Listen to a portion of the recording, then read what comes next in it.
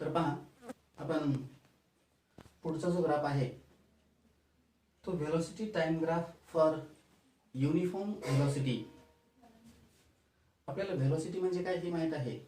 एखादी ऑब्जेक्ट एका पर्टिक्युलर डायरेक्शनने जात असते, त्याचं डिस्प्लेसमेंट होत असतं, पर्टिक्युलर डायरेक्शनने ती जात असते किंवा displacement occurs in time is called a velocity. अशा पद्धतीने दोन डेफिनेशन पाहिलेले आहेत.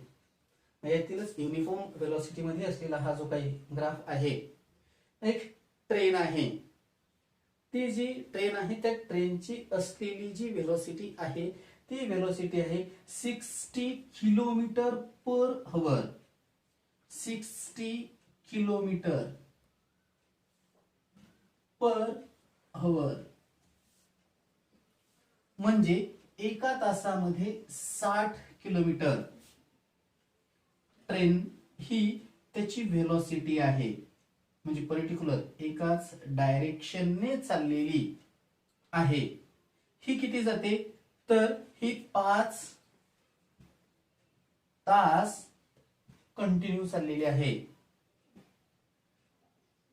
कॉन्स्टंट व्हेलोसिटी आहे, चेंज होत नाही. कॉन्स्टंट व्हेलोसिटी आहे, इथून निघाली ही चाललेली आहे प्रत्येक तासामध्ये 60 किलोमीटर अशी व्हेलोसिटी आहे. याच्यावर आपणच एक असलेल्याचा टेबल लिहून घेतला की एका तासात 10, दुसऱ्या तासात 20, म्हणजे थोडक्यात किलोमीटर मध्ये. सॉरी, आपण जर पाहिलं की या प्रत्येक तासामध्ये असलेली जी काही व्हेलोसिटी आहे ही व्हेलोसिटी जेव्हा पाहतो की प्रत्येक तासामध्ये 60 किलोमीटर, पहिल्या तासात 60 किलोमीटर गेली, पुन्हा 120, पुन्हा 180, पुन्हा 240, पुन्हा 300, पुन्हा 360, म्हणजे प्रत्येक तासाला 60 किलोमीटर. ही व्हेलोसिटी आहे, कॉन्स्टंट आहे, एका पर्टिक्युलर डायरेक्शनने चाललेली. मग आपल्याला इथं ग्राफ काढून दिलेला आहे, सर्वच आहे की 60 किलोमीटर जर जात असेल तर आपल्याला इथे विचारलेलं आहे की 2 and 4 या 2 तासामध्ये असलेली ट्रेनची व्हेलोसिटी किती आहे. Determine the distance covered by the train in 2 and 4 hours. म्हणजे थोडक्यात आपल्याला इथं हा एक क्वाड्रँगल दिलेला आहे, एक क्वाड्रिलॅटरल. जर म्हटलं की याला हा अशा प्रकारचा असलेला, आणि मग इथं A B C D, A B C आणि D.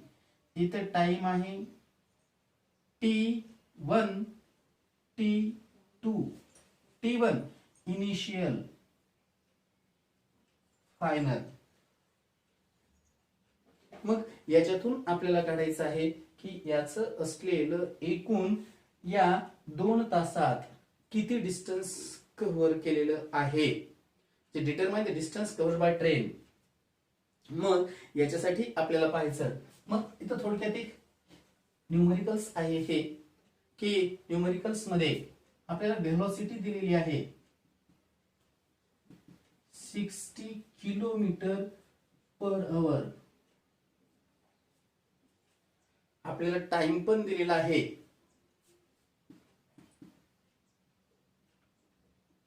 Velocity v is equal to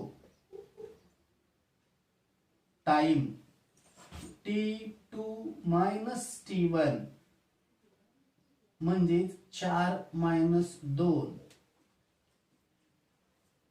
बरोबर 2. म्हणजे इथलचं असलेलं 2 hours आपल्याला काढायचे distance.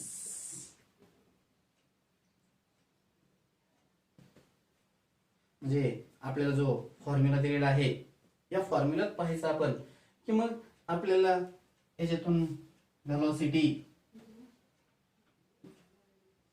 Is equal to distance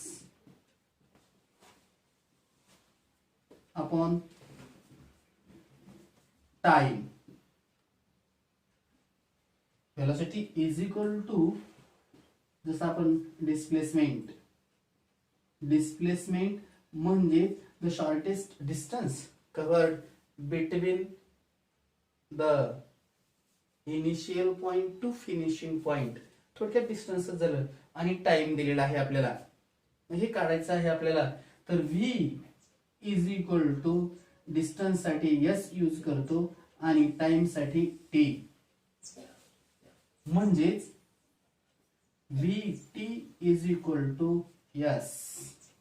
आपल्याला काय काढायचंय तर डिस्टन्सच काढायचंय. s इज इक्वल टू vt. आपल्याला वेलोसिटी माहिती आहे, कॉन्स्टंट चाललेली आहे. किती आहे velocity? 60 kilometre per hour into time आहे 2 हवर. हे गुणाकार करायचा. 60 मल्टिप्लिकेशन मध्ये 6 2 जा 12 आणि 0 हे अवर कॅन्सल झालं. तर distance between 2 and 4 120 kilometre to cover the distance. एकूण कव्हर केलेलं डिस्टन्स हे 120 किलोमीटर पर एवढं आहे. मग इथं आपल्याला दुसरा क्वेश्चन परत विचारला त्यांनी याच्यामध्ये की जेव्हा पर्टिक्युलर डायरेक्शनने एका क्वाड्रँगलने जाते तेव्हा ऍक्सलरेशन किती आहे. मग ऍक्सलरेशन काढत असताना आपल्याला माहिती आहे चेंज इन व्हेलॉसिटी. आपल्याला ऍक्सलरेशन काढायचं आहे. पहा हे acceleration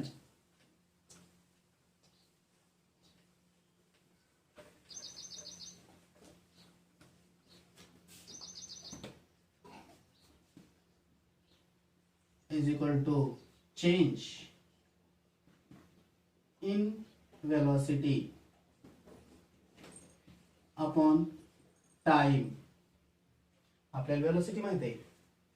change in velocity a is equal to v minus u upon t. v is equal to u is equal to 60 kilometre per हवर. का तर कशी चाललेली आहे? कॉन्स्टंट चाललेली आहे. याच्यात कमी झालं का? काहीच नाही. कमी झालं का याच्यामध्ये? काही वेलोसिटी कमी झाली का? म्हणजे थोडक्यात फायनल वेलोसिटी 60 आहे, इनिशियल वेलोसिटी सुद्धा 60 किलोमीटर आहे. म्हणून a is equal to 60 kilometre per hour minus 60 kilometre per hour upon time माहिती आहे आपल्याला 2 हवर. मग 60 मधून 60 गेले 0 अपॉन 2 बरोबर 0. म्हणून ऍक्सलरेशन हे काय आहे तर थोडक्यात acceleration is the train is 0 because velocity is constant. Velocity ही कॉन्स्टंट असल्यामुळे ऍक्सलरेशन हे 0 आहे. म्हणून हे अशा प्रकारचा असलेला व्हेलॉसिटी टाइम फॉर युनिफॉर्म व्हेलॉसिटीचा ग्राफ आहे.